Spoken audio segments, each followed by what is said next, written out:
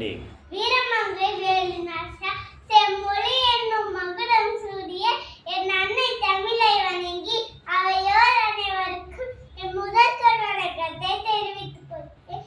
இந்தியாவின் முதல் பெண் விடுதலை போராட்ட போராளி வீரமங்கை வேலுநாச்சியார் பற்றி பேசப் போகிறேன். இவர் 1730ஆம் ஆண்டு ஜனவரி 3ஆம் தேதி ராமநாதபுரத்தில் பிறந்தார். இவரது தந்தை மன்னர் செல்லமுத்து சேதுபதி, தாயார் சக்கந்தி முத்தாத்தாராவர்.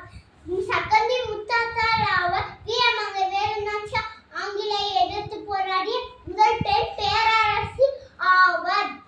இவர் சிலம்பம், வாள்வீச்சு, வில்வித்தை, குதிரையேற்றம் போன்ற தற்காப்பு கலைகளில் பயிற்சி பெற்றார். தாய்மொழியாகிய தமிழ் மட்டுமல்லாமல் பிரெஞ்சு, ஆங்கிலம், உருது போன்ற மொழிகளில் வல்லமை பெற்றார்.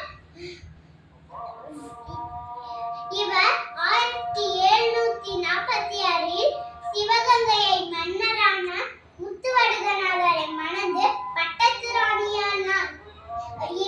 ஆங்கிலேயர்கள் கப்பம் கட்ட மறுத்ததால் காளியார் கோவிலில் நடந்த போர்கள் முத்துவடுகநாதரை கொன்றதால்